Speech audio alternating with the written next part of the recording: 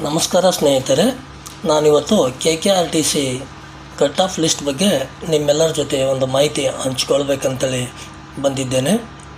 KKRTC ಚಾಲಕ ನಿರ್ವಾಹಕ driving test ಮುಗಿಸಿದ ಅಭ್ಯರ್ಥಿಗಳಿಗೆ ಮುಖ್ಯವಾದ ಮಾಹಿತಿ ತಿಳಿಸ್ಕೊಳ್ಬೇಕಂತ ಬಂದಿದ್ದೇನೆ. ಈ ವಿಡಿಯೋನ ಸ್ಕಿಪ್ ಮಾಡದೆ ಕೊನೆವರೆಗೂ ನೋಡಿ ಮತ್ತು ಯಾರ್ಯಾರು ಸಬ್ಸ್ಕ್ರೈಬ್ ಮಾಡ್ಕೊಂಡಿಲ್ಲ ನನ್ನ ಚಾನಲ್ನ ಸಬ್ಸ್ಕ್ರೈಬ್ ಮಾಡ್ಕೊಳ್ಳಿ.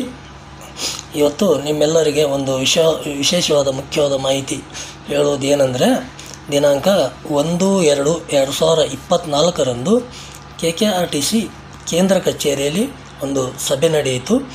ಆ ಸಭೆಯಲ್ಲಿ ನಾವೆಲ್ಲ ಜಾತಕ ಪಕ್ಷಿಗಳಂತೆ ಕಾಯುತ್ತಿರುವ ಕಟ್ ಆಫ್ ಲಿಸ್ಟ್ ಬಗ್ಗೆ ಒಂದು ನಿರ್ಣಯ ಮಾಡಿರುತ್ತಾರೆ. ಅದೇನು ನಿರ್ಣಯಪ್ಪ ಅಂತಂದರೆ, ದಿನಾಂಕ 10/2/2024 ಒಳಗಾಗಿ ಕಟ್ ಆಫ್ ಲಿಸ್ಟ್ ಹಾಕಬೇಕೆಂಬ ನಿರ್ಣಯ ಮಾಡಿರುತ್ತಾರೆ ಎಂಬ ಮಾಹಿತಿ ಇದೆ. ಹಾಗೆ ನಮ್ಮ ಕೆಲವು ಸ್ನೇಹಿತರುಗಳು ಕೇಳಿದರು.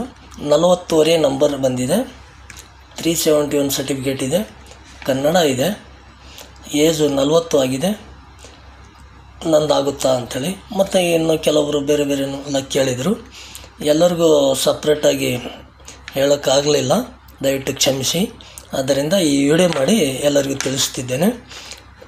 ಸಾಮಾನ್ಯವಾಗಿ 41, 42 ಅಂಕ ಪಡೆದಿರುವಂತಹ ಯಾವುದೇ ಕ್ಯಾಟಗಿರಿಯ 371J ಅಭ್ಯರ್ಥಿಗಳಿಗೆ ಅವರವರ ಕ್ಯಾಟಗಿರಿಯಲ್ಲಿ ಸಾಕಷ್ಟು ಅಭ್ಯರ್ಥಿಗಳು ಸಿಗದಿದ್ದಾಗ ಖಂಡಿತವಾಗಿ ಎಲ್ಲರಿಗೂ ಅವಕಾಶ ಸಿಗುತ್ತದೆ. ಇನ್ನು ಕೆಳ ಹಂತದ ಅಭ್ಯರ್ಥಿಗಳು ಸಿಗುವ ಸಂಭವ ಇರುತ್ತದೆ.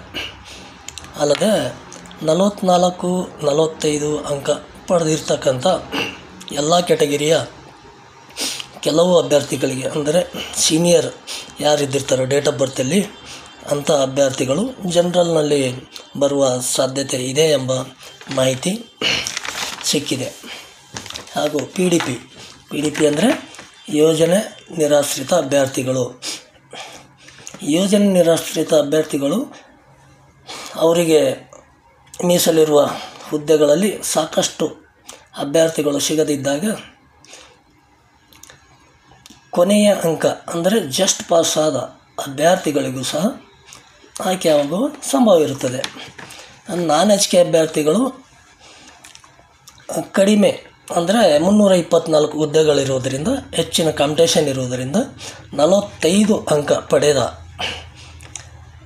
ಡೇಟ್ ಆಫ್ ಬರ್ತಲ್ಲಿ ಸೀನಿಯರ್ ಇದ್ದ ಅಭ್ಯರ್ಥಿಗಳು ಆಯ್ಕೆಯಾಗುವ ಸಂಭವ ಇರುತ್ತದೆ.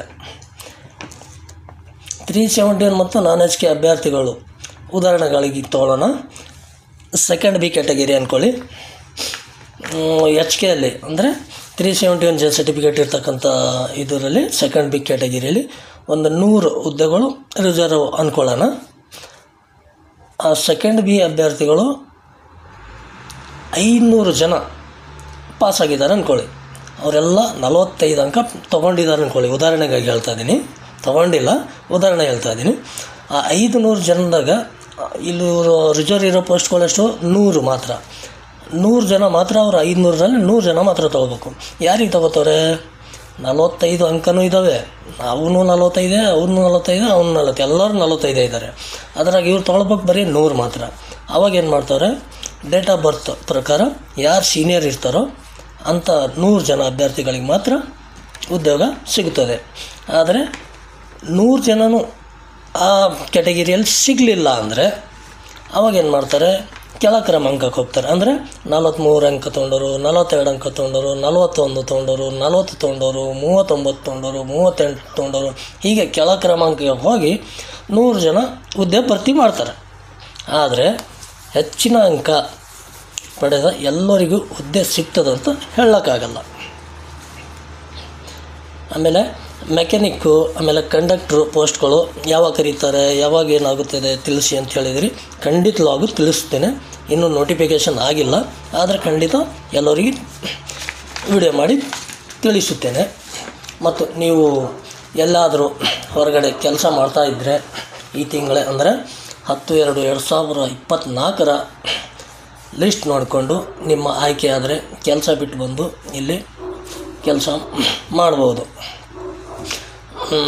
ಇಲ್ಲಪ್ಪ ನಾನು ಜಾಸ್ತಿ ನಂಬರ್ ತೊಗೊಂಡಿನಿ ನಂದು ಹಾಗೇ ಆಗುತ್ತೆ ಎಂದು ಇವಾಗಲೇ ಕೆಲಸ ಬಿಟ್ಟು ಬಂದು ಎರಡು ಕೆಲಸ ಇಲ್ದಂಗೆ ತೊಂದರೆ ಆಗೋದು ಬೇಡ. ಈ ಕೆಲಸ ಸಿಕ್ಕಿಲ್ಲ ಅಂದರೆ ಏನಂತೆ ಮುಂದಿನ ಸಲ ಪ್ರಯತ್ನಿಸ್ಬೋದು. ಏಜ್ ಮುಗ್ದಿದ್ದಪ್ಪ ಮುಂದಿನ ಸಲ ಪ್ರಯತ್ನಿಸೋಕೆ ಆಗಲ್ಲ ಅಂತಂದರೆ ಇದಕ್ಕಿಂತ ಒಳ್ಳೆ ಕೆಲಸ ಹೊರಗಡೆ ಎಲ್ಲರೂ ಚೆನ್ನಾಗಿ ನೋಡಿಕೊಂಡು ಚೆನ್ನಾಗಿರಿ ಎಂದು ಹೇಳುತ್ತಾ ಆಶಿಸುತ್ತಾ ಈ ಒಂದು 4 ವರ್ಷದ ನಿಮ್ಮೆಲ್ಲರ ಹೋರಾಟಕ್ಕೆ 10/2/2024 ಒಳಗಾಗಿ ಫಲಿತಾಂಶ ದೊರೆಯಲಿದೆ ಎಂದು ಹೇಳ್ತಾ ಇದ್ದೇನೆ. ಮುಂದೆ ಇದೇ ರೀತಿ ಯಾವುದೇ ಮಾಹಿತಿ ಇದ್ದರೂ ನಿಮ್ಮ ಜೊತೆ ಹಂಚಿಕೊಳ್ತೇನೆ. ಇನ್ನು ಯಾರಾದರೂ ನನ್ನ ಚಾನಲ್ ಸಬ್ಸ್ಕ್ರೈಬ್ ಮಾಡಿಲ್ಲ ಅಂದರೆ ಸಬ್ಸ್ಕ್ರೈಬ್ ಮಾಡಿಕೊಳ್ಳಿ, ನಿಮಗೆ ನೋಟಿಫಿಕೇಷನ್ ಸಿಗುತ್ತದೆ. ಆಮೇಲೆ ನಾನು ಹಾಕ್ತಕ್ಕಂಥ ಹೊಸ ವಿಡಿಯೋಗಳು ನಿಮ್ಮ ಮೊಬೈಲಲ್ಲೇ ಮಾಹಿತಿ ತಿಳಿದುಕೊಳ್ಳಬಹುದು. ಇಲ್ಲಿವರೆಗೆ ವಿಡಿಯೋ ನೋಡಿದಂಥ ಕೇಳಿದಂಥ ಎಲ್ಲ ನನ್ನ ಸ್ನೇಹಿತರಿಗೂ ಧನ್ಯವಾದಗಳು.